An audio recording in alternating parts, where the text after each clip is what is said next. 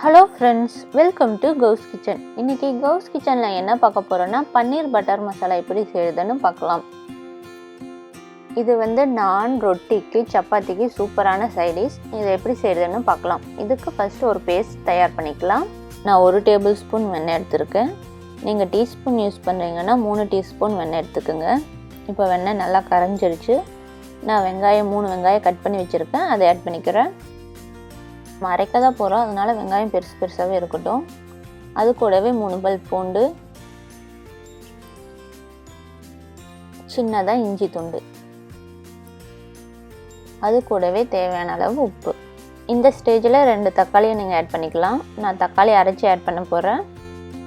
நான் தக்காளியை ஒரு 5 நிமிஷம் சுட தண்ணியில் ஊற வச்சுட்டு தோலை எடுத்துட்டு மிக்சியில் அரைச்சிருக்கேன். அப்படி செஞ்சோம்னா நம்ம ரெஸ்டாரண்ட் ஸ்டைலில் இருக்கும். இப்போ வெங்காயம் நல்லாவே வெந்துருச்சு. இப்போ கேஸ் ஆஃப் பண்ணிவிட்டு நான் ஆறுனதுக்கப்புறம் மிக்ஸி ஜாருக்கு மாற்றி அரைச்சிக்கிறேன். இப்போ வெங்காயம் வேக வச்சனால அதை அரைச்சிட்டேன். அது கூடவே தக்காளி பியூரி எடுத்து வச்சுருக்கனால அதையும் சேர்த்து அரைச்சிக்கிறேன். இப்போ நல்லா அரைச்சிட்டு வந்துட்டேன். இப்போ தாளிக்க ஆரம்பிச்சிடலாம். அதே பேனில் நான் ஒரு 6 டீஸ்பூன் வெண்ணெய் எடுத்திருக்கேன். இப்போ வெண்ணெய் நல்லா கரைஞ்சிருச்சு. இப்போ வாசத்துக்காக நான் ஒரு பிரியாணியில் பட்டை 2 ஏலக்காய் ஆட் பண்ணிக்கிறேன். அது கூடவே அரைச்சி வச்சுருக்க பேஸ்ட் ஆட் பண்ணி நல்லா ஒரு டைம் மிக்ஸ் பண்ணி விட்டுக்கிறேன். தண்ணி விட வேண்டாம். ஸோ வெண்ணெயிலேயே நல்லா வெந்து வரட்டும். அதுக்காக ஒரு 3 நிமிஷம் நல்லா வேக வச்சுக்கிறேன். இப்போ 3 நிமிஷம் போல் ஆச்சு.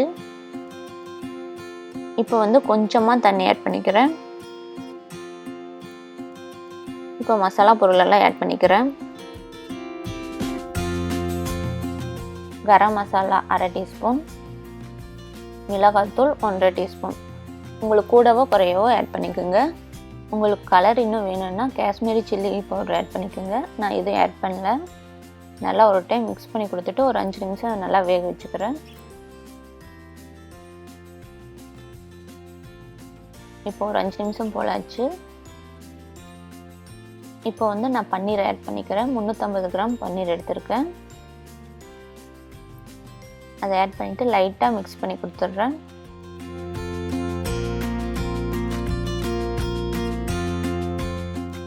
அது கூடவே 1 டீஸ்பூன் கஸ்தூரி மேத்தி ஆட் பண்ணிக்கிறேன்.